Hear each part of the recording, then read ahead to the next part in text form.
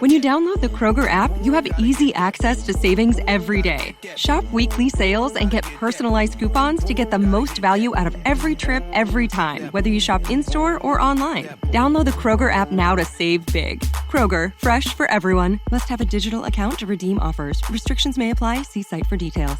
Save big on your favorites with the Buy 5 or More, Save $1 each sale. Simply buy 5 or more participating items and save $1 each with your card.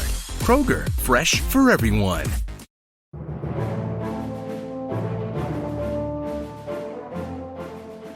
Hey everyone, welcome to Webcology on WMR.fm. It's the 11th of May, 2023. This is Jim Hedger from Digital Always Media and Kristine Shachinger from Sites Without Walls. And it is a week that's absolutely dominated by yesterday's major Google event, Google I/O.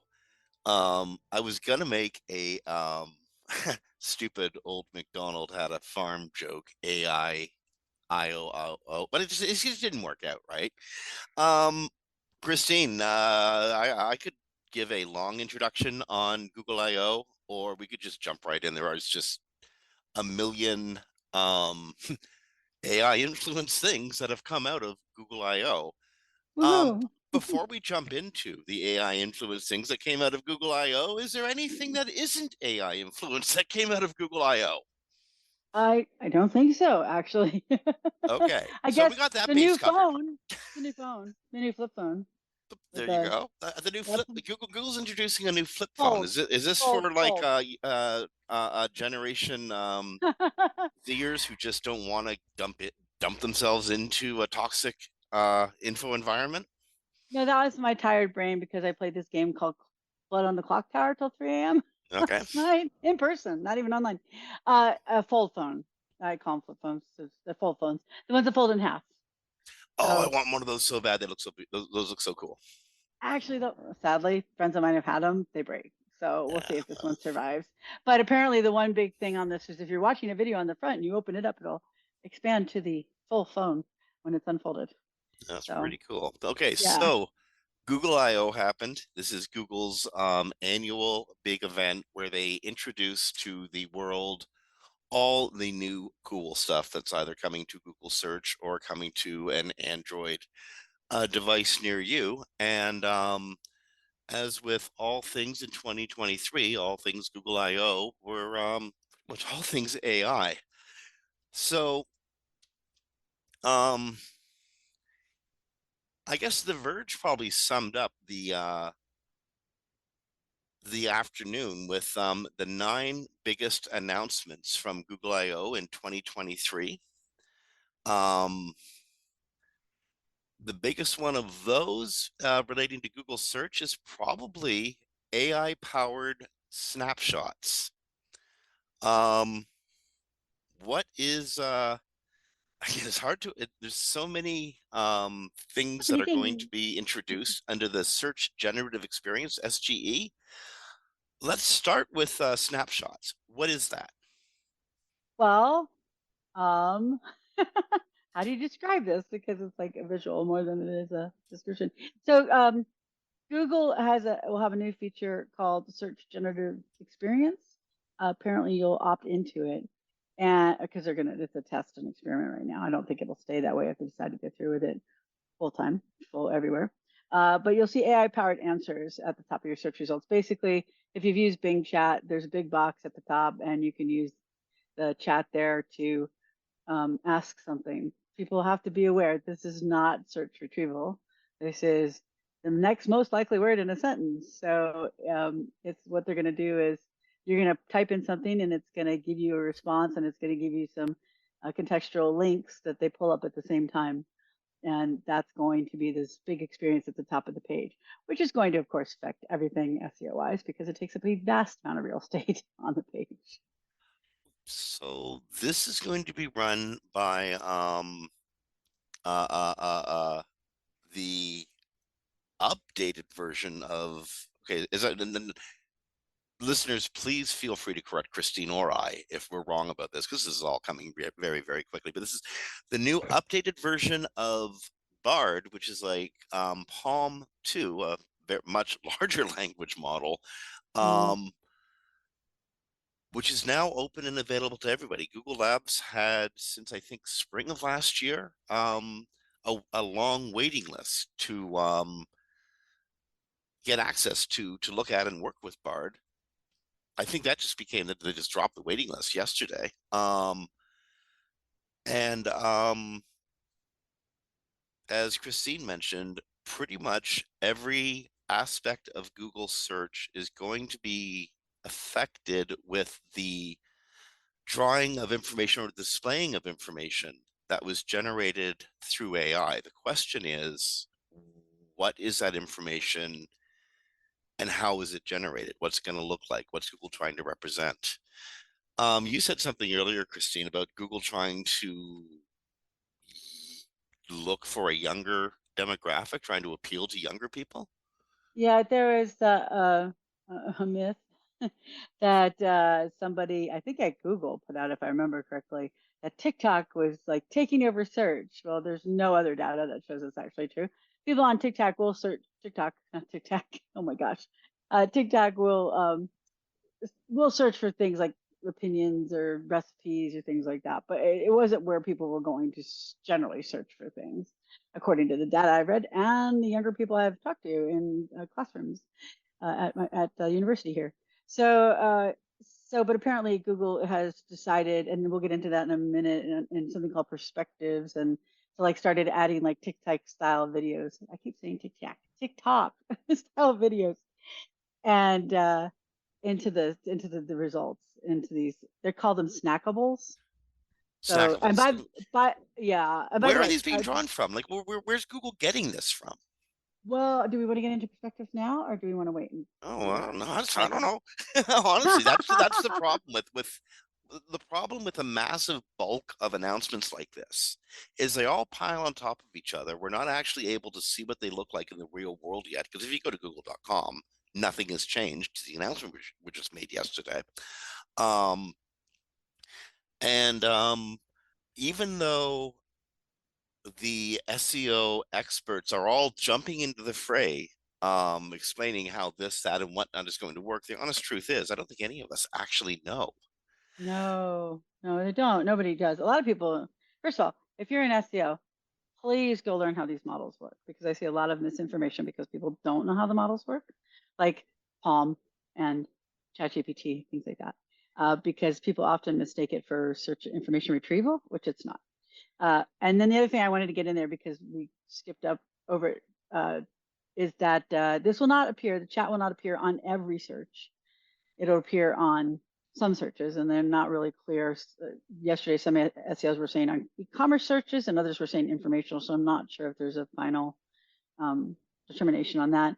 But they do have a tab button at the top that says converse when you look at the page. Now, I don't know if that's in replace of the all button, and when you look at the top of the search page, but yeah, so we, like you said, we don't know how all this is going to work in real life. But right now, it looks like it's going to be a pretty massive part of the page, take up a lot of room. So. Okay, so when you do a search, say for travel options, there's a good deal of information that Google can draw from to fill in the search generative experience area. There's bound to be innumerable photographs and video. So say you want to go to Whistler, British Columbia, a well-known ski resort. There are innumerable experiential user-generated content out there, from videos of the mountain, skiing, ski guide, instructionals, anything you could possibly imagine, live time weather reports, anything that's important to skiers, Google will be able to draw and fill in this area. I have no idea where they're going to draw it from or what it's going to be, but I can imagine there's a great deal of stuff to go there, including and yet, commercial information. And yet there's only 3 items in the box. So there's search results under the box, but in the box there's 3 items as currently shown. Okay. The other thing that's weird to me, I should just say unusual, is when you see Google I/O video on this, they're not typing in search queries, they're typing in prompts. And I'm not sure how many people are going to understand how to write a prompt. So it's like, instead of like the one I'm looking at right now, it's about Bryce Canyon, going to Bryce Canyon. And instead of like Bryce Canyon, like hotels or information, it's what's better for a family with kids under 3 and a dog in Bryce Canyon, blah, blah, blah, blah, blah. And that's a Well, prompt. well, and I think that it's likely that people will start to change how they write queries and their expectations back from a search. And in fact, it's likely people will start learning what types of words trigger different types of AI generated results. You remember how say 4 or 5 years ago, if you use the word buy in your search query, where do I buy batteries, you'd likely get local search results popping up. Mm-hmm. Yep. I imagine that there will be ways to trigger different types of AI generated search. What's the right word? Because you're right, I don't like the word It's not, results for this. yeah, it's not result. It's basically, it's just AI generated text with a separate process that brings in contextual items like images, video, and links. Well, and again, in the case of what's the weather like at the top of Whistler Mountain right now, that's great. It's wonderful because you can show me exactly what was put up into the great internet cloud in the last hour. That could actually be quite helpful. But if I'm looking for a specific comparative search on different types of hex bolts for an industrial application, that mightn't be as useful. I mightn't get the wide breadth of information. But as I've said before, I'd probably get a lot of good starting points for serious research. Maybe. So I'm going to point back to a result from a friend of ours, and I've used this once before on here, and that was after the Academy Awards. He was wondering why Maverick did not get an award for CGI, and he did a Bing chat result, right? Went in and asked about it, and because it's a generative text model, not an information retrieval model, it just said all the things about the awards and how they're done and who's won the CGI and blah blah blah, right? It didn't say to him, well, Maverick was filmed live, most of it. It was filmed from the planes, real flying, right? So he didn't learn that information. So on a personal level, I have kind of a contention with using these in search because they get the most common words, common thoughts, common ideas out, but not the breadth and the depth of the detail that you would get if you did a search and you were looking through the results to try to find something to match what you were looking for, right? Because you might see other sites, you might get another idea, you might get more depth from somebody who wrote a really good article about it. So these are very generalized answers, and they're not. See, I struggle too. I don't know what the language is yet we're going to use for this because it's not really an answer. It's Well, just a response to a prompt, and they're trying to get people to write really detailed prompts. Like this one is, what's better for a family with kids under 3 and a dog in Bryce Canyon, blah, blah, blah, blah, blah, blah, blah, blah, right? And what is that going to do with your keyword research tools? well, again, how people are going to be crafting their keyword queries is going to change fairly rapidly, I would think, just as much as voice search changed the composition of keyword queries when people became very conversational about it.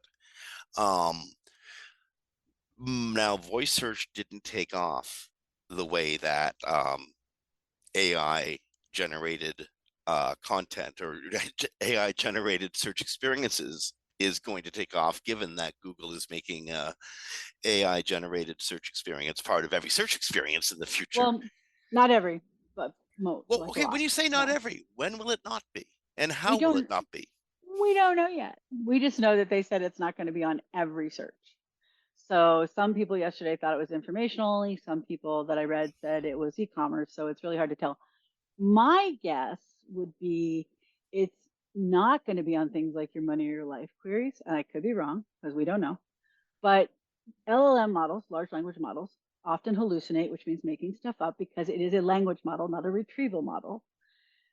So if you're going to tell somebody about their heart attack, you want to make sure that it's not going to be wrong. So we'll see, but I have a feeling they would stay away from your money or your life queries with this, but they may not. They may be so confident in their tech that they think that they won't tell somebody the wrong information on how to save their life when they're having a heart attack. But I don't know. So I think e-commerce are the safest for them, right? Or like, information like, this one on Bryce Canyon, that's a safe one. But I think there's going to be an internal discussion on where is it safe legally. I'm talking about legal issues to put this box on the top of search. And that brings up a whole host of questions and a whole host of ethical questions. Chief among them, where on the internet does a individual have an expectation of privacy? Under what conditions will what types of media be used to train future language models? Incidentally, if Google's language models are they being trained on the new web? Are they being trained on new content? Yes, Palm is able to do that. So okay, so I have a client in the sports and recreation niche in category. They're actually a large retailer, and they put up like I don't know, 50 to 100 new product pages daily. Google's going to be training. Google's new models are training on that new content. maybe, I don't know. Those come in product feeds, so they'll probably have that information, but it's still really hard to, we don't know enough yet, right? Because this all, for anyone who's listening to the show, this all dumped yesterday. So that leads to the magic question, right? Yeah. What are you gonna do about it? This is happening. As an SEO, what do you do? What's the best thing to do for your clients? How to best get this information to I want my clients' sports and recreation products to appear in AI generated search experiences, because that probably means more clicks. Maybe not. Maybe not, but if it gets my client more attention in any way, because they sell stuff, they sell physical products that you need to purchase from their URL. If I can trigger their shopping cart one more time a day, they make a lot of money.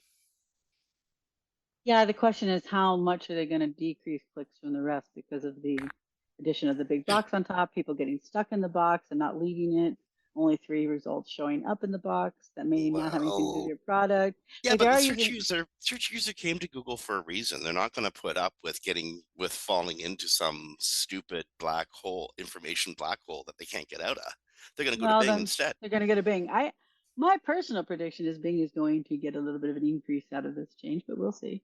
Which is funny, because Bing was supposed to get a little bit of an increase out of their introduction of AI. They did not.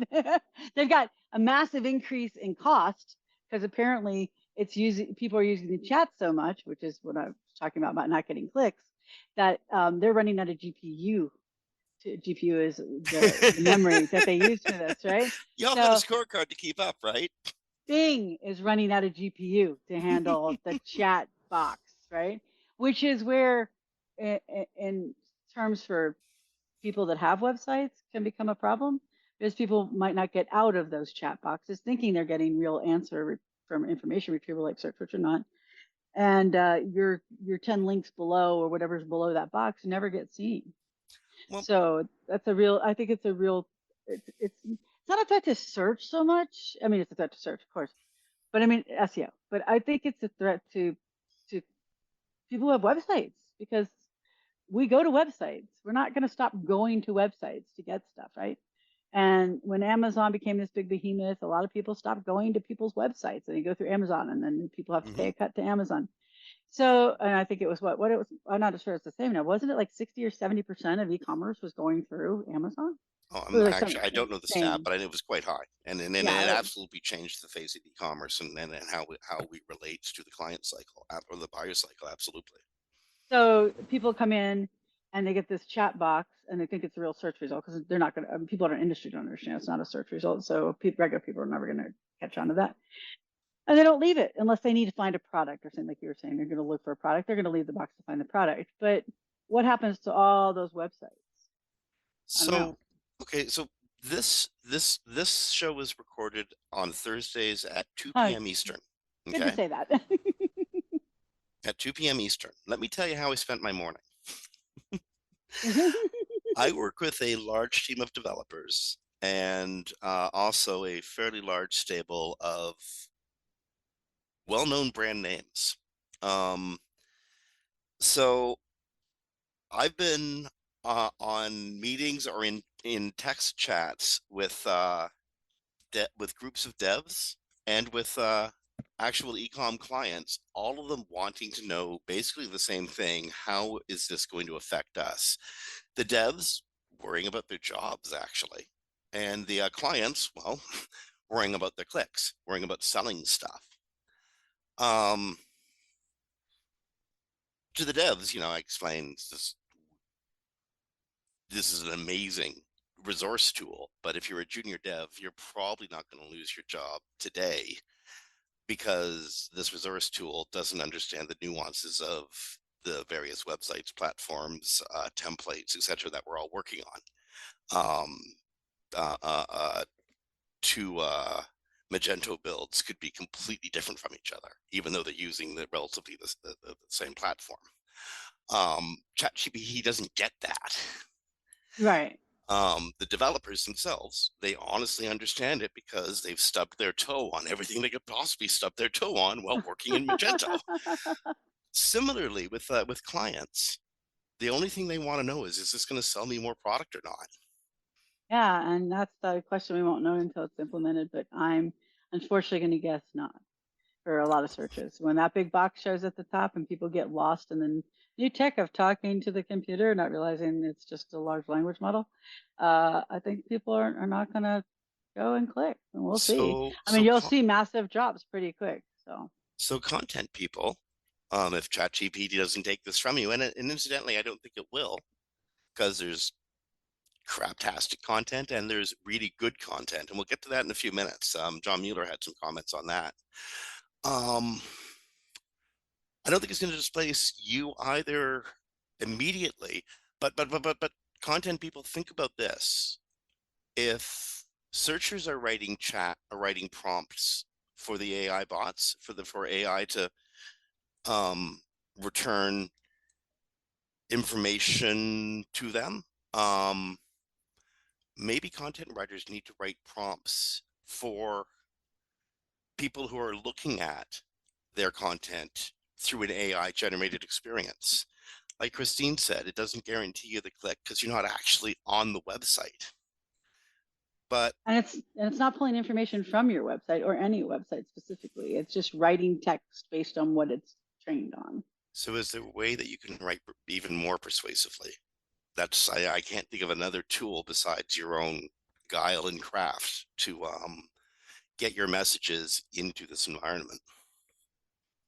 Yeah, and I guess that might be a nice lead into the helpful content update that's going to be coming soon, because when Google put out helpful content, it's targeting you providing valuable information outside what everybody else already writes about. Which, So is this the Muellerism, the great Muellerism of the week? no, this is just that there's going to be an update, and this goes along with perspective, so we could lead Well, into that from here. actually, can we go over the Muellerism first? Because I actually think Sure. that this might sort of cover the next two topics and give a good explainer for them.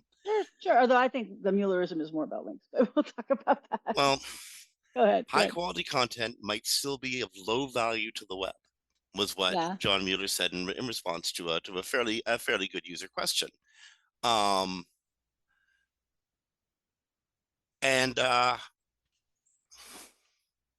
I think what he meant was, if you're writing about something that everyone's written about, lawyers in Atlanta, personal watercrafts in Texas, something, there's 100 million gajillion pages about bathtubs. And you wrote great content. I mean, it's great content, but there's already a plethora of great content about this subject. What are you bringing to the table? What are you And adding to the conversation? And he definitely does refer to that a lot of the time, and I think that's definitely true. And I'll get into the helpful content update. And, I and do that's think, something I think helpful. That's what I wanted. That's the only point I wanted to in relation to helpful, is I think that's actually a component to helpful, is what are you bringing to the table? but the response that he had in that article was in response. You have to go to Twitter to see it.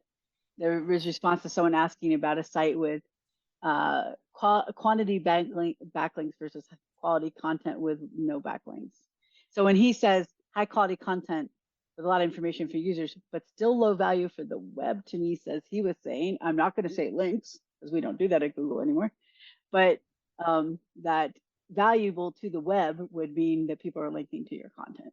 Well, yeah, people, Google's always said, if you want to see how the web values your content, the Who you're amount of linking links to. coming in, and incidentally, this is their signal for there's really good stuff here.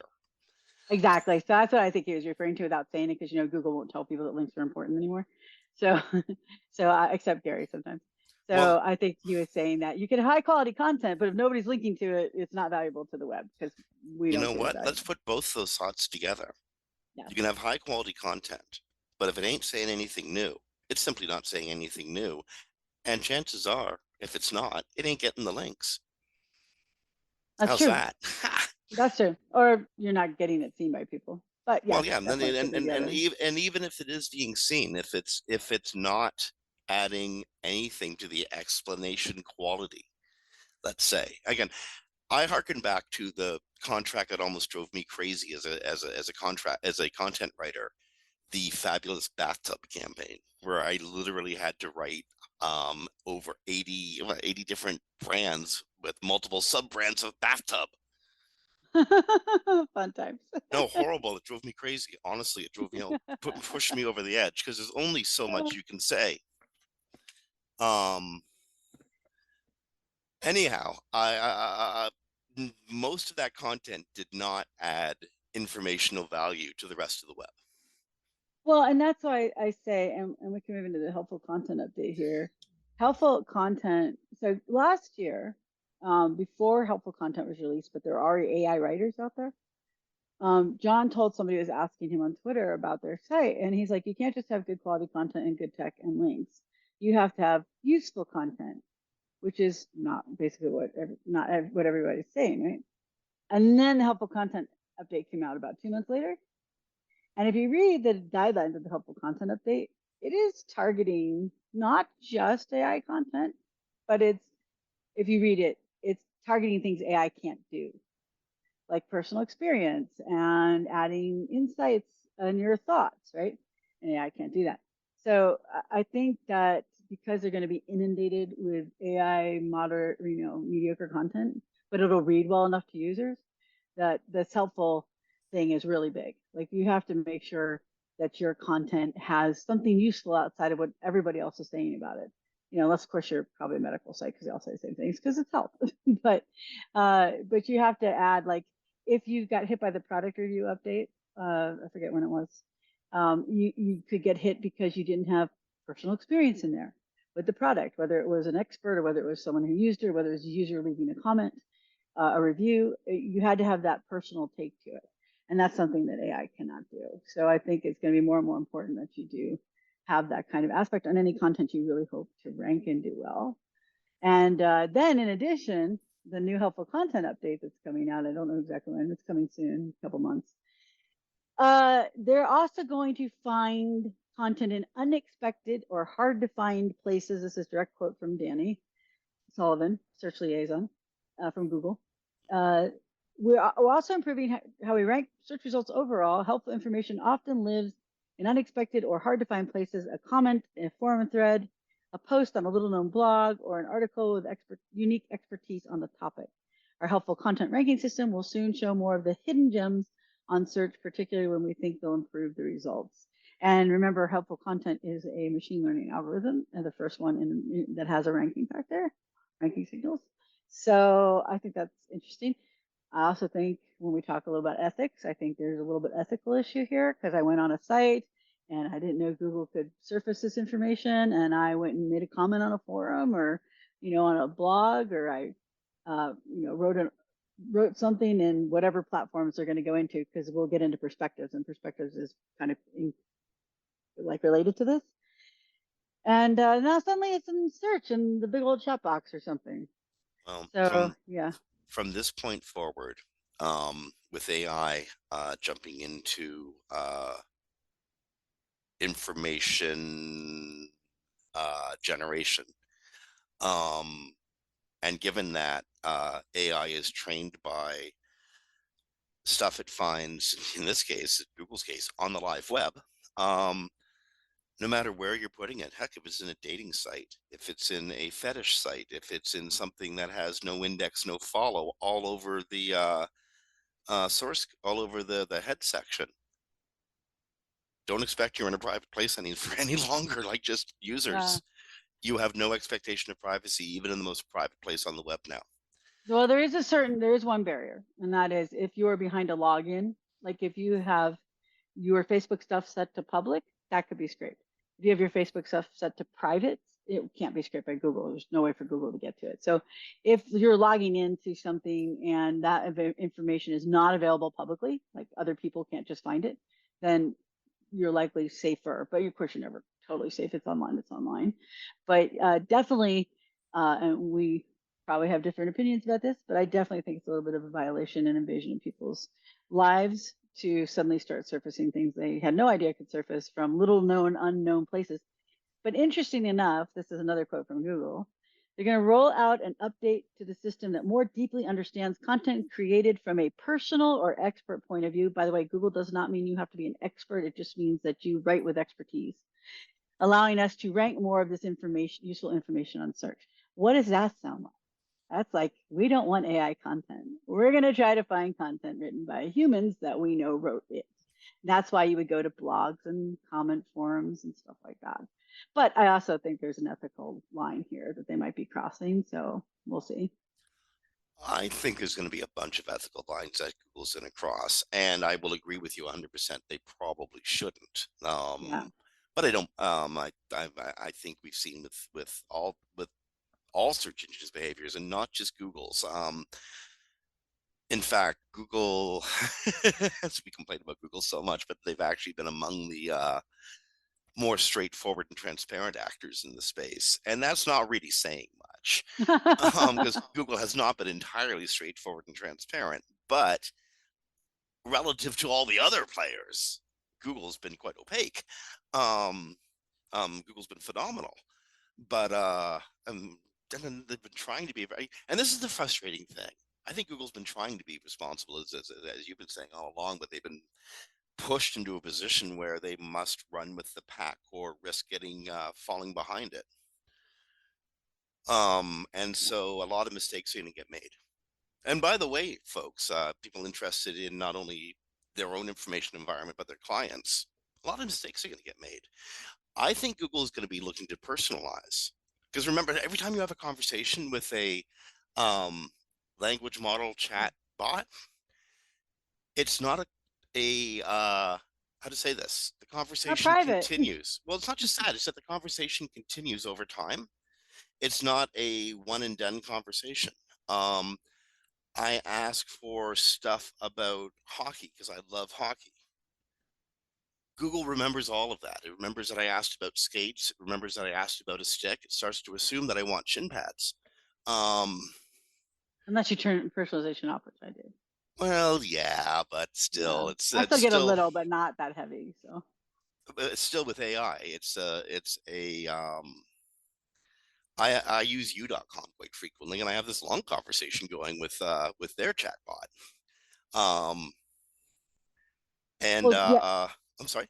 No, go ahead. I'm sorry. Well, the point is, it's modeling its responses to information I gave it weeks or even months ago. Yeah, the most of the chats will retain that information, so you can continue this later, like ChatGPT does. I believe Bing does it. I'm not 100% sure. You do have to remember when you're putting information in there, you are being used for training. So, like we've covered before, Samsung put in proprietary information, didn't realize it went into the training system, and then it couldn't be taken out. ChatGPT is going to offer an interesting way to get you out of that. If you use it in your company and you pay them, they will make sure that your stuff doesn't get into the training model. It's just kind of Oh, interesting. Yeah, wow. yeah. That's nice. Yeah, that's That's- an interesting revenue model, right? Hey, your private proprietary information may get into our system, but if you pay us, we'll prevent that. Actually, you know what? I'm actually thinking of there's a bunch of edge cases where people just didn't react to information well. I'm thinking the person who was driven to suicide after talk with ChatGPT. Yeah, yeah. Like if they're remembering this stuff. See, what really the holy grail of search has always been personalization. My entire career, even in the late '90s, See, and I'm early the 2Ks. opposite. I hate the idea of Well, personalization. I hate it too. I find it a very challenging and difficult idea, but it's still always been the holy grail. I don't doesn't mean to be doesn't Yeah, it's necessarily got yeah. to be a good thing, but it's what the engines have been chasing after. They want to make sure that you have the best personal experience possible, mostly so that they can please advertisers.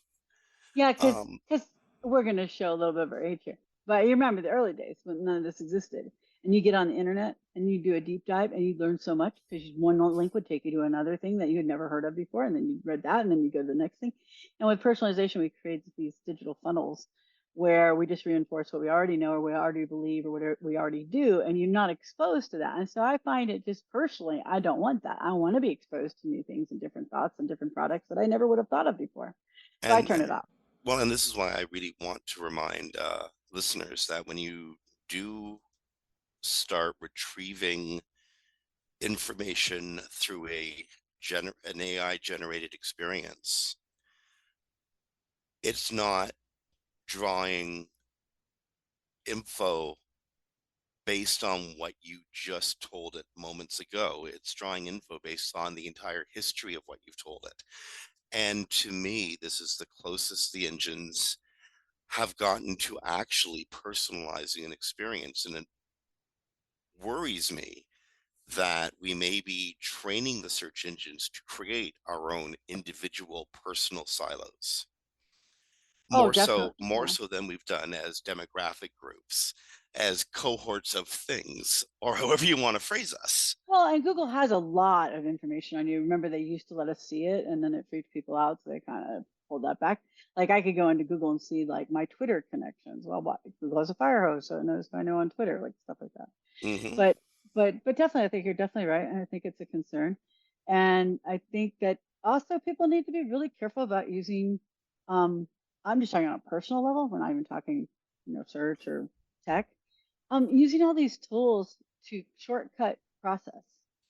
So I saw one today that Google's putting out where it's going to go through your thing and create your slideshow, right? When you do a talk or you need to give a presentation. When I do my presentation, when I talk and you talk, as you know too, um, that slideshow lets me examine my thoughts, challenge my thoughts, do some more research, realize where I had gaps, blah, blah, blah, right? I am using my brain. If you start using AI to do everything for you, guess what you're not using anymore? Your brain, That's right? Well, you know what they found that from people just using Google Maps. This is new research that came out a couple of weeks ago. That your brain cognitive function diminishes as you get older if you're using Google Maps all the time, or not just Google Maps, whatever device it is. So, your Garmin navigation device in yeah, your car. any navigation device where you're no longer thinking about the Yeah, map in your head and the spatial direction. completely lose spatial capacity. Exactly, but they found that actually affects you as you get older in your brain, your cognitive decline or cognitive non-decline. That one thing has been affecting people's brains. So imagine when people start doing all AI stuff, like Yeah, you're not learning anymore. You're not following that next link. You're not examining your thoughts. You're not challenging yourself. You're not looking at new things, especially these funnels. That would make it even worse, right? So I do think people need to be aware that when you start using these and heavily relying on them to not think, that your brain's not thinking. So just my personal well, thought for the day. Yeah. I'm not sure if it was P.T. Barnum or Wanamaker who suggested that it's never wise to bet against the willful stupidity of the general public.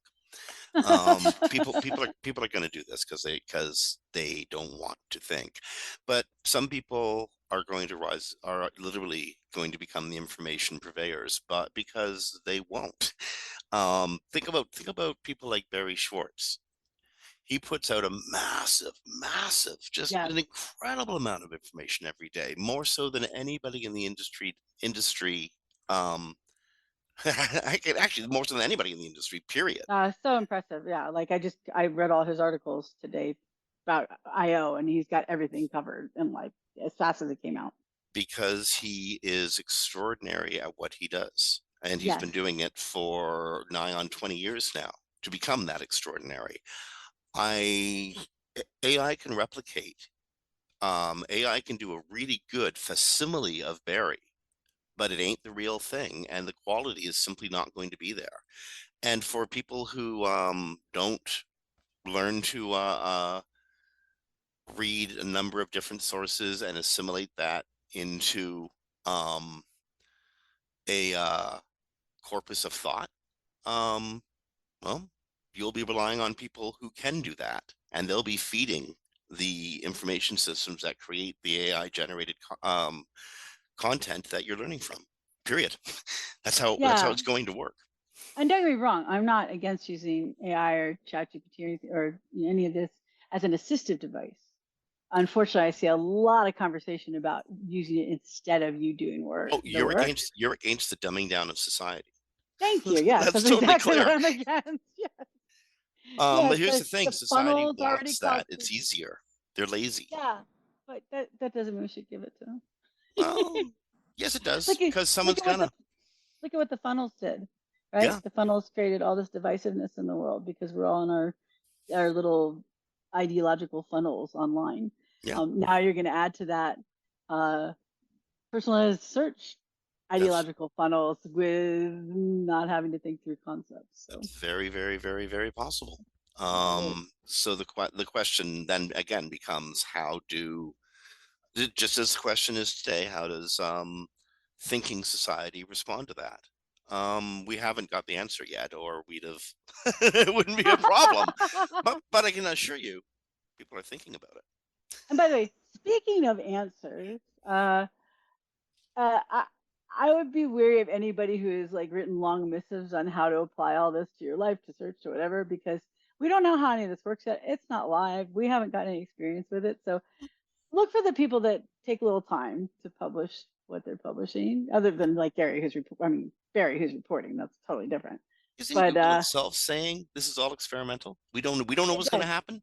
Yes, it does say you have to opt in, and it's calling it experimental.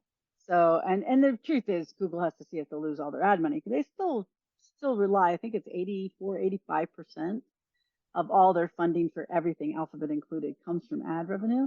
Yeah. And if this starts getting rid of ad revenue, well, that's going to go away really fast, or Well, it's going no, to go on no. a side tab. Again, I So, suspect if they do it right, if they get the kind of information I think they're really going to start getting about people's use habits, and don't because AI isn't just about like mining the information, the web for information to serve people. AI is also about mining people for the information they're serving you, right? Like, Google is going to slice and dice its user base in so many creative and interesting ways in the very as we speak. I think that the ad experience actually is going to be enhanced and probably much more interesting for users. that's true, but we'll see if people click on it because if they're stuck in that chat box, they're not going to be clicking on things. Well, if they But, don't monetize that area, I can't imagine I can't well, it's imagine gonna they're be going really to have hard, jobs right? tomorrow. Instead of like 8 ads per page, they can't put 8 ads in that little chat box area. I'd like to see Also, them try. yeah, they might, they might, Penalize yourself. as we know from Bing, they have no increase in market share, but they have a massive increase in GPU use. So 100 million, I think it's 100 million somethings. I don't know if it's users or inputs. I think it's a day, but so they don't have increase in share. So people aren't coming to Bing to use it, but the people at Bing are using it.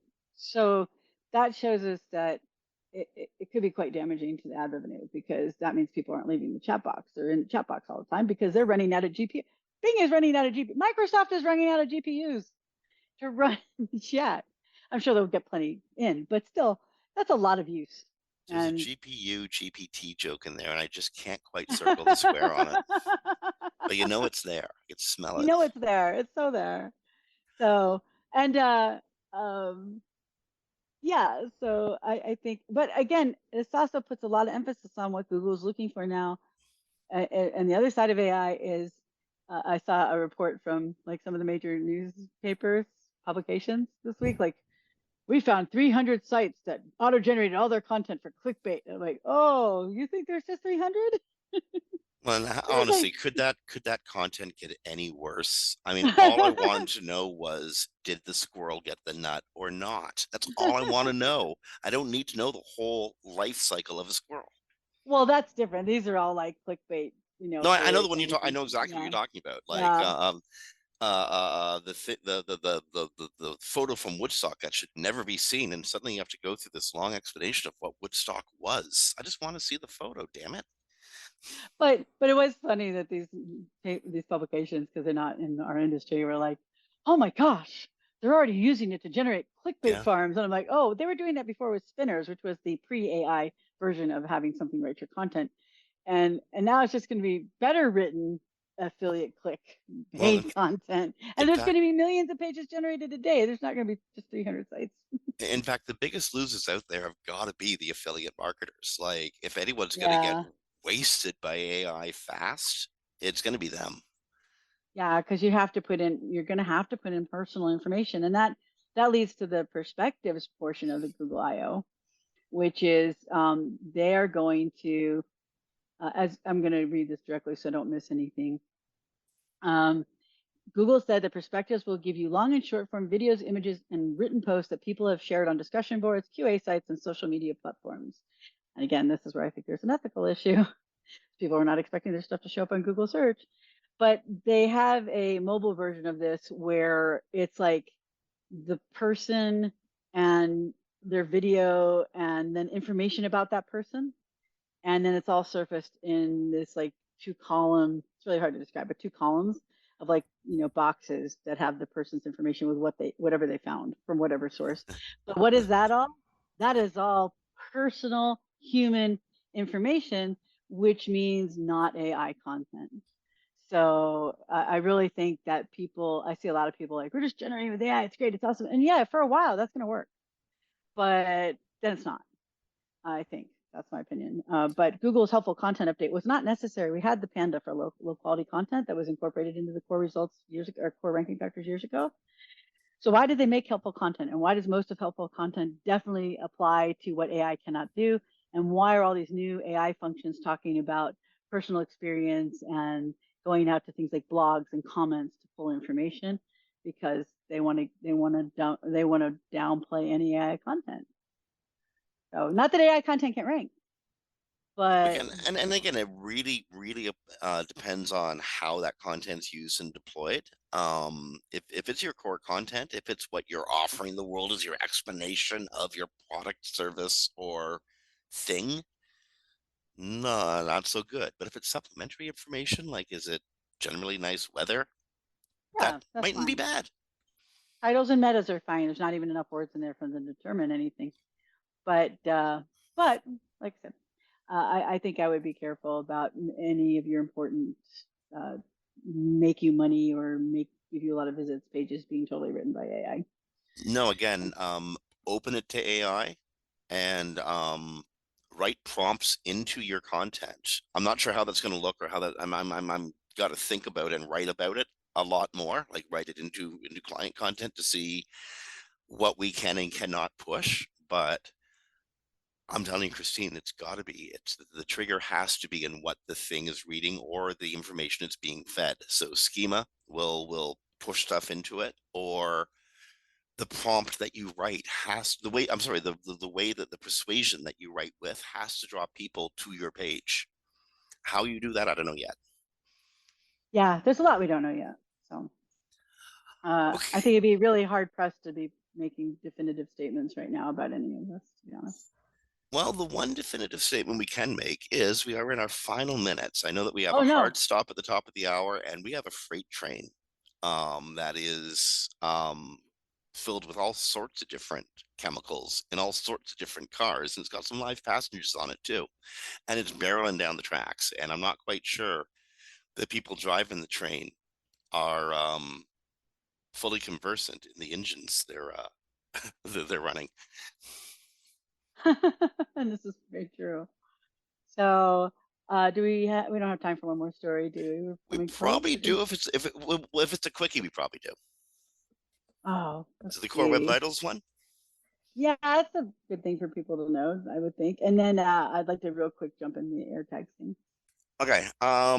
There's going to be a new Core Web Vital. It's going to be introduced several months from now, 9 months from now, March 2024. Interaction to Next Paint. It's going to be replacing FID. FID. Yeah. Basically, pages with less than 50 interactions in total. The NIP will be the interaction with the worst latency. So if you have less than 50 interactions, the very slowest craptastic one, that's going to be your interaction to Next Paint. For ones with many interactions, it's going to be an average, the 98th percentile of interaction latency. The bottom line is, how long does it take to get from point A to point B? That's what they want to measure. And I think it's actually a really good measure. I like this one. Yeah, I don't know enough about it yet to really know how I feel about it. Just theoretically, it's a smart idea. I think it's a pretty smart Oh idea. yeah. Oh, this is the one where I don't think originally they were going to call it this. I think it had a different name a year or so ago. But yeah, this is how fast the page responds to your click. So yeah, that makes sense. Okay. The AirTags. This was a neat one. Yeah, so as many, I'm sure a lot of women know, there has been an issue with AirTags from Apple, where they can take these tags and put them on a vehicle and it can track you home. So Apple made it so if the AirTag is I don't know how many feet from the device, then it will alert you in your car with your Apple phone that there's an AirTag around you that is not near the owner of the AirTag. So that was only an Apple feature. Google doesn't, Google couldn't do anything about Apple tags except they decided to partner. And in I/O they released that Google now will have Android will have the ability to tell you if there is an Apple AirTag away from its phone in your vicinity. So if somebody tags your car or your purse or anything that you own, and that phone is not close, then it will alert your phone that there is an AirTag without an owner. I don't know So exactly how the implementation is going to work, but that's the basic idea. basically, this is a cooperative thing between Apple and Android, and this is for women's safety. I think it's general safety, but yes, I think the original issue came with women because there were women that were being stalked Well, good. by putting AirTags on vehicles, and there was no way for the women to know except to check their car, and you could put the AirTag anywhere that woman couldn't find it. But So in I this think case, that's only if they had an Apple device. Now, if they well, also have an Android device. well, you could always put the AirTag on no matter, but you had to have an Apple device to read it. Yeah. Yeah. But, So, but when they put in the safety measure that if the phone is so far from the Apple device, it alerts the phones around it, the Apple phones around it, that it's got an AirTag around you and there's no device. It was only for Apple. So now on Android, you'll be able to do that too. So if I get in my car and I get an alert that there is an AirTag with no device near it, obviously it wouldn't be mine. I have an Android. So I can now know I need to look for an AirTag on my car and I need to get rid of it or my vicinity, wherever I happen to be. good. Yeah, that's a good thing. Yeah. Good on them. Yeah, I think it's a really good thing. Okay, we have gone. I'm glad we got that in. Actually, I'm really glad we got that announcement in. People should look up how to activate that on their Android devices. Okay, we've gone full circle, full clock. It's top of the hour, and I know that Studio has another show that they got to record directly after ours. So, on behalf of Kristine Shachinger from Site Without Walls, this is Jim Hedger from Digital Always Media. You've been listening to Webcology, recorded live to podcast on the 11th of May 2023. Special thanks to Darren and Brandy, and to Brasco, who's sitting in the studio seat today. Yay, Brasco. Be well, be kind to each other, rank well, and we'll talk to you next week. Bye, everyone.